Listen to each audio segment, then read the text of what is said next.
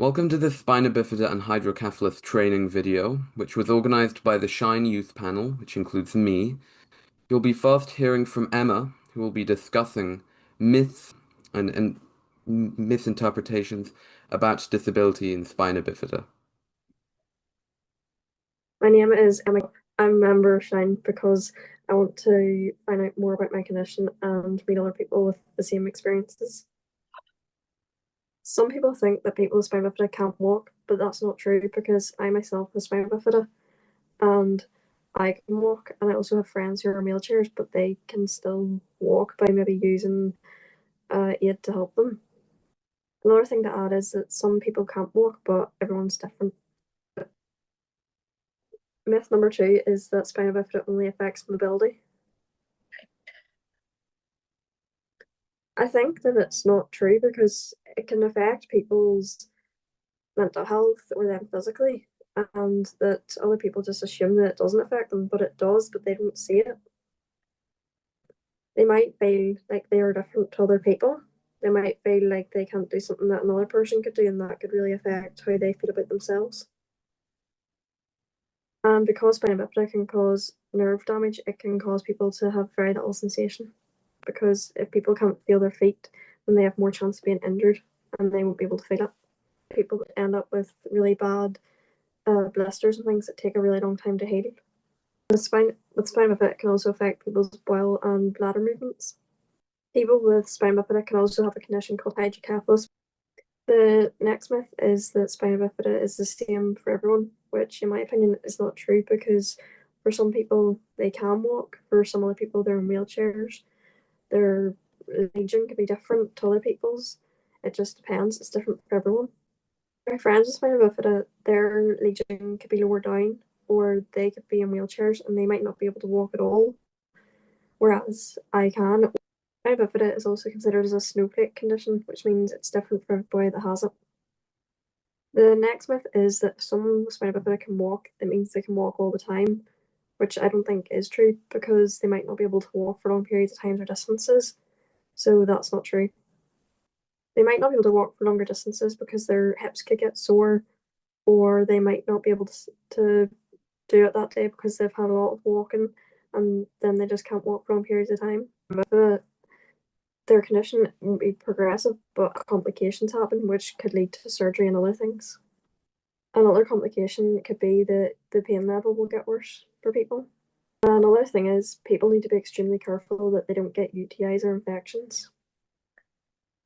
One way professionals can support people to make sure that they're getting the right support and help is putting them in touch with Shine and making sure that they're speaking to them. Shine has helped me personally. They have helped me get to know more about my own condition, and I've also built so many friendships with other people that have similar conditions to me, and I've got to learn how it affects them, and I've made friendships for life. They've helped me by doing Zooms on whenever I get moved to adult hospital about how to make it less scary, and they've made it definitely a lot more easier. They've also helped me learn more about how to cope with pain from my hips and things. I think people from everywhere should get support from Shine with the condition because they're really helpful and you get to meet other people with it. So then you'll have someone that understands if you don't feel comfortable talking to friends or family. Now we're going to move on to Ella, who has her experiences about living with a hidden disability. My name is Ella. I'm a Shy member to try and bring awareness to spina bifida and help other people, and also have a place where I can talk to people I can relate to. I think it's important to know that people with spina bifida can be different, and some people can walk and some people need a wheelchair or different tools to help them access things, because I don't need a wheelchair but I still have spina bifida. I think because my spina bifida is hidden, you can't see it, so it's an invisible disability. It makes it harder for people to understand if I need a break or if I need to use a disabled toilet. So I've had people give me weird looks or say something. When they give me weird looks, I feel invalidated for what I'm using the facilities for, and it makes me feel sad, I would say, and embarrassed. I think assumptions are different whether they know if I have a disability or not. So if they don't know I have a disability, then they would see me as perfectly capable and able to do everything that a normal teenager would do. But if they do know, then they're a bit more wary about me doing things that they may suggest another person of my age would do. And I don't think they understand the impact of spina bifida because they can't see it. I personally can't do much impact, like physical impact, so jumping or running, because I get pain when I do impact. I get tired quite often as well. I think professionals could help people understand it by telling and sharing experiences from people who have it, and maybe giving examples of things that have happened so they can put themselves in the person with spina bifida's shoes. I think it's important to maybe ask the person specifically, as people with spina bifida can differ so much. I think it's important, rather than assuming what they need, that you should ask what they need, so it's perfectly tailored towards the person. One time a teacher told me I couldn't go to the toilet, and I needed to go to the toilet and I can't control that. So that wasn't very good that they didn't know that I had to go. I think it's important for professionals to respond in an appropriate way, because sometimes they don't. For example, one time a teacher, she found out that I had a disability and she said to me, oh, she wouldn't have had any idea because I'm always so happy. And that made me quite upset, because it made it seem like because I have this disability, I can't have happiness or I can't be happy. So I feel like she could have said it in a different way, and it's important to really understand how the other person would feel and think about what you say before you say it. I think if someone told me that they have a disability, I would say, oh, thank you for telling me. But also I would ask them if I can do anything to help or accommodate their needs to make sure that they're as happy and comfortable as they can. I think having a hidden disability comes with quite a lot of anxiety, because it's not visible and you feel like you have to explain yourself all the time. So it's just knowing that if that person has an invisible disability or hidden disability, and you know that you are understanding of how they might feel and how anxious they might be in a setting where other people wouldn't know. Maybe professionals could either talk to the person with a disability and say that they can help them tell other people, or they can just provide resources to help them with how they're feeling and try and make sure they're as happy as they can be. Thank you, Ella, for sharing that. And now we're moving on to Alana, who's going to share her experiences of being a wheelchair user. My name is Ella. The help I get from Shine is the socialization with other people with my condition. Okay. I get quite a lot of questions of, oh, so why are you in a wheelchair? What's wrong with your legs? And then I have to go through it with them, and it takes a long time just to go through. While I have spinal damage, and I have nerve damage in my spine, and this is the only way for me as being physically disabled, is the only way for me to get around.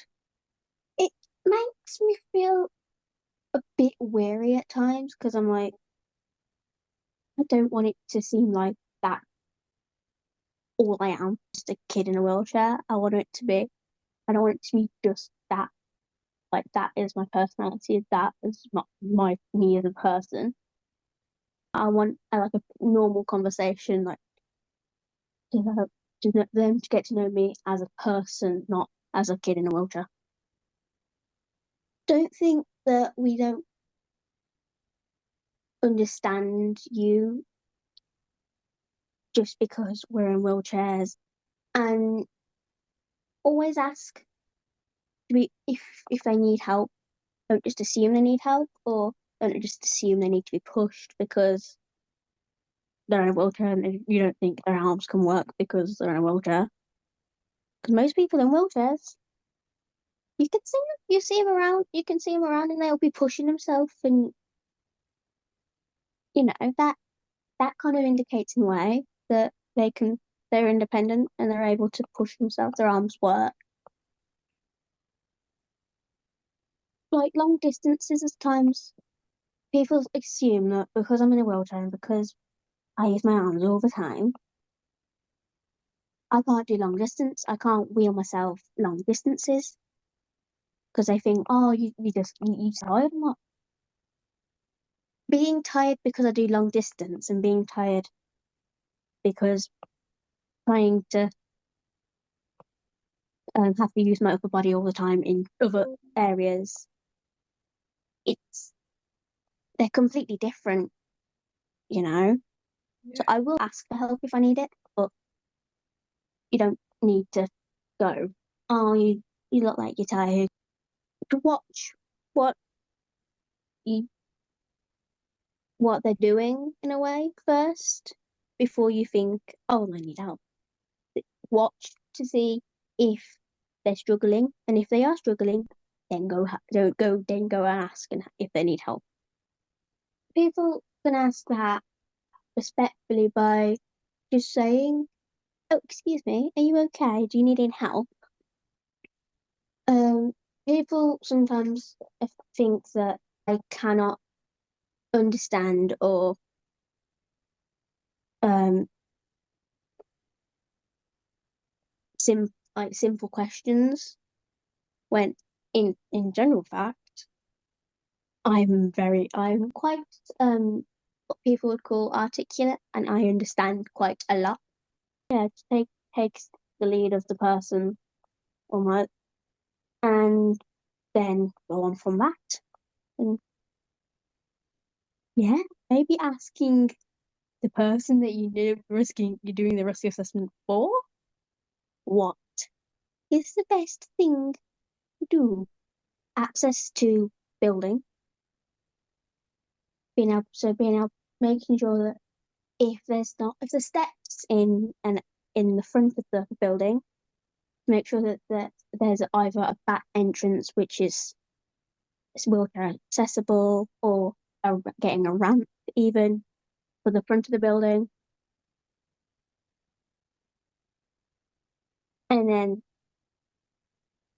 just and also making sure there's toilets as well for people. And if the toilets don't have a radar key, make sure you have a radar key with you. Make sure they have radar keys. Don't use them as storage rooms, because if you use them as storage rooms, you're not going to you're taking away you're taking away the ability for disabled people to get into loos. Because they're specifically for people who need them, because normal toilet stalls are really small. Like it's safe because obviously you can't use the toilets for your equipment. Try and find a different storage room for your equipment, so then that's not in the hallway either, because you get lots of places where you have the equipment in hallways because you get told you can't put them in the toilets, so you have to put it in the hallway. Wheelchairs collect the little fluffy bits off the chair because it gets stuck in the wheels, so not advisable. If you're gonna get a rug, get one that's more like a woven rug, which is flat. So then you're not gonna get wheelchairs or stuck in them. Had that happen to me. I've been stuck in rugs many times. So there's a tight door space you can't get through. That's been opening both doors if there's two doors that need to be opened to get the wheelchair through. Opening those two doors so then you don't basically scratch off any paint or anything off the wheelchair. Or break a wheel, because I've broken many wheels on doors because they're not been opened properly. And I've got stuck. So if you're trying to move my wheelchair, please be gentle because it's part of my equipment. At least, like, for them to ask first where you need it to be so you can transfer and then slowly move it, because if you move it too fast at times, you could end up obviously you could end up breaking the thing, like breaking the wheelchair itself. Being without my wheelchair for me, it would mean that I wouldn't be able to mobilize, and I wouldn't be able to get out of the house and stuff without it, because they are my equivalent of legs. Don't ever push without asking, because you could end up frightening someone. Because I've had that. I've been just sat there for a bit waiting for a friend, and then I've had this one person, just like one random person, come up to me and push me. So when I'm with someone else, it can be really frustrating when someone like talks to them instead of me, because as you can hear now, I'm a very verbal and very enthusiastic verbal person, so I will speak my mind, and I can. And so if you got a question about me, why don't ask me, not the person next to me, because they might not know the answer. So all that being said, you've heard a lot, but things vary between people, and this is just a drop in the ocean. There's so much more. So I just want you to reflect and think about the young disabled people you know and support and think about it. And Samuel will now tell you more about that. Hi, my name is Sam. I have spina bifida. Some people with spina bifida can walk unaided, while others may use sticks, splints, or calipers. Some are wheelchair users. These are also people who walk some of the time and use a wheelchair at other times. Some people with spina need continence products to support them, while others don't. Some may have a condition called hydrocephalus, but not everyone does. The key message here is that everyone with spina is unique, and the condition affects each person differently. Spinal bifida needs split spine, if you didn't know. A big part of this training involves reflecting on assumptions you might make. You'll make assumptions. The important thing is to notice and challenge these assumptions. So young people with spinal bifida get the support they deserve. See it in one way. It is the care you are giving to them, and it affects them. Nobody else but them. So if they need to actually careful, but I'd say the need to sit down with that like young person or person, yeah, and literally just ask them what they need. Actually, personally, just have a proper conversation of what they need and everything. It's normal to say that the child wouldn't be comfortable to share everything straight away. I would probably say to be patient and to get to know the child first, for a bit like an icebreaker. I'd say that would be a good thing. Like sometimes talking about your care might be a bit awkward. Just ask them, well, for example, questions like, "What are you interested in?" Just questions that could make them feel more comfortable at ease with that person. Yeah, so I'd probably say to take the young person's lead, and to basically, if the young person is not wanting to talk about that, I would say to be patient with someone with spina bifida and to actually sit down and listen. It's like when they go straight to the parent for things, I'd say to actually talk to the person with it for the advice. It's their condition, so they're the ones that know best. I would understand if it was a toddler, you go to the parent, but say if it's like a teenager, they're gonna know best about their own condition. Because I might say if they didn't want to actually speak face to face, give them other options of contact. Say if they didn't want to speak face to face about it, like they can just talk about it when, where, or when they feel safe to do it. Email, phone, text. And what I probably like to say in one way is like, if you're not really sure about it, like you probably should like say, like if you're not sure if it will actually like be offensive or something like that, probably search it up instead. Yes, if you get professional membership at Shine, you can ask Shine for free. The information should like when when appropriate and should be confidential, like to the people like that are like involved. I wouldn't say key one person, say like a few people would be ideal. Like if one person's not there, like if it's a young kid, like you might find that entire like system falls for the child. Like for example, like say if you had like one staff members off, they're going to pull everybody in, basically, and it sends them into panic. I don't think they really need to know like everything. Like they should only really know what the child has. Yeah, they don't really need to know like the things that are not relevant to them. Yeah, posters like for people with spinal from all that. For example, like have people that have actually done change in the world on walls or stuff like that. Things that would actually inspire young people, I think would be a good thing on the walls, like to make people feel a bit more comfortable that they're well represented, like and check that like they actually like speak up on that. Yeah, training on the condition should be a regular thing. I'd say, like for example, like say if you had like things to say like when they last did the training on it, I think that would be a good thing. Like, Thank you, Sam, for all those great tips. We're now going to hear from Ali Joe, who's going to tell you about people with bifida facing discrimination. My name is Ali Joe.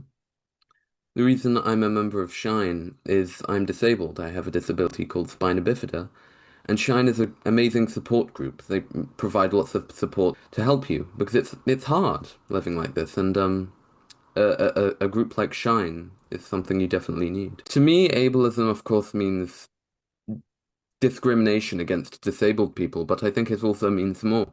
Because other forms of discrimination, racism, sexism, homophobia, transphobia, they are recognized. When you try to write ableism over text, it'll underscore it with a red line because it's not recognized. And I've met multiple people who've never even heard of ableism. They don't really know what discrimination against disabled people is. And I think that's because disabled people are often overlooked. And kind of, there's all sorts of activism going on. There's not that kind of passion or understanding or thought or acknowledgement of disabled people like there are for other people who are struggling. Some real-world examples of ableism I've faced some in person. I've faced more online. One example in person was many years ago. I just had my second spinal surgery, and I was bullied for not being able to move the way other people could. I treated very unkindly for it. Another example was my previous best friend did use my disability as a tool to try and exploit me and manipulate me, and explicitly said that the reason I was upset about the situation was simply because I'm disabled and nothing else. I've had, those were years ago, but I've had more recent examples. For example, recently, I had an interaction with someone online, and they were making ableist stereotypes. And I called them out, and a few other people called them out, and they simply would not apologize or stop saying and doing these offensive things. And I think the deeper example of ableism in this situation was the fact that they got away with it. And I was cited by some people as the problem causer because I just wouldn't forgive them, even though they didn't properly apologize, because I didn't forgive them. I think if someone was making some kind of racist impression, I think they would be banned.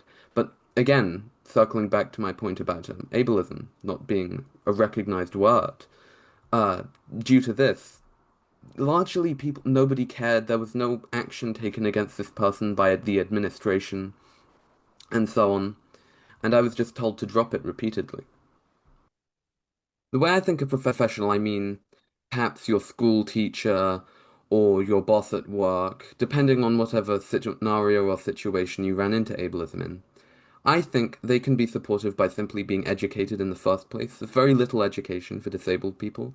So just making sure you know a little bit about disabled people's struggles is the first step. If people do want to learn more about spina bifida, Shine offers training for schools, employment, and professional membership for Shine that'll help you learn more about spina bifida and other such conditions and help you understand disability. And the best part is it's all free.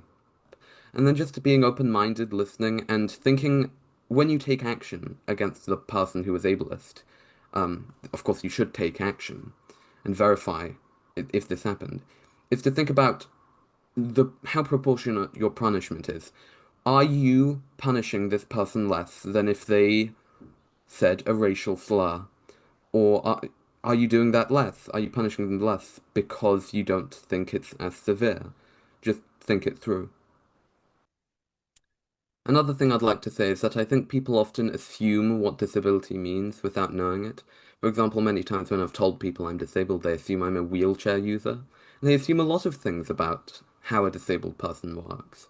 And that's why I think it's important to reinforce invisible disabilities and disabilities that might be visible but that aren't just conventional, like a walking stick or a wheelchair, because not all disabilities look the same or function the same.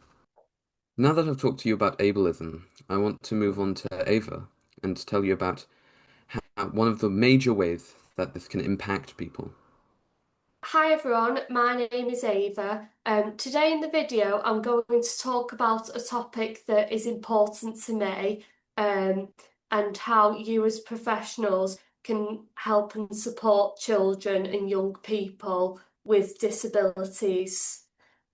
A couple of examples of this is spina bifida and hydrocephalus who may experience bullying. I'm also going to be sharing my own experiences during this training to hopefully help people to understand what it's like to be bullied and how we can make a positive difference to support people who are experiencing bullying as well. Bullying is when somebody or a group of people intentionally hurt someone. This can be things like excluding, making assumptions, name calling, and teasing because of your disability and needs. It can make us feel isolated, upset, unsafe, anxious, and misunderstood. This can also affect people's confidence too. It felt quite hurtful and very upsetting as well. Types of bullying also include physical hit, which is hitting and unwanted touching, verbal making insults and taking advantage of people. Cyberbullying as well, so things like online bullying on social media, exclusion from groups or activities, and making assumptions about people because of their abilities and limitations. I want to touch a little bit about hate crime as well. So, did you know that the term disability hate crime exists? Disability hate crime is where somebody intentionally targets or harms a person specifically because of their disability. Examples of this can be things like abuse, taking advantage of someone because with the learning difficulties as well. Things also like threatening as well. And I want everyone to know as well that this should be taken seriously by law, and it's important that professionals also act and respond to it appropriately as well. I've had some experiences of getting bullied. I've had an experience where once on the bus, a couple of boys were sort of calling me autistic and everything when I'm not autistic, and thought that I had sensory processing issues. Basically, they shouted down my ear, and I said, "Why are you shouting down my ear? It's not nice or anything." And do a shocked at my reaction, and that, because they think I'd be distressed about it. I had a bit of an experience in class as well, where somebody, I can't remember what they said exactly, but they said something to me, and which wasn't very nice about me. And my teacher had said, "Oh, what's going on? Are we okay?" And I said, "No, such and such body has said this." What she did was wrong. They decided to remove me from the classroom rather than the bullies, and it disrupted my whole learning as well. She made out that I was the problem, and I hadn't done anything wrong. I felt quite shocked to it, because school, they have a zero tolerance policy. Going back to when I was being bullied, at first we did speak to my head of year and pastoral leaders for when I got bullied, and me and Mum explained the situations of what had been going on with me. There were times that they did sort it out, but it got to a point where they wasn't doing anything, and that's why we had to take it further up to the deputy head. And my deputy head actually handled things well. He didn't just say, "Oh, I'll do this, I'll do that," over and not do it. He actually handled it really well, which I thought has helped me lots. He spoke to the bullies, he gave them consequences and sanctions, which I thought was good. It felt relieving, because at least they weren't saying like they'll do stuff and then it's never done. It felt so much relief. So all bullying should be taken seriously, no matter what your needs are or who you are.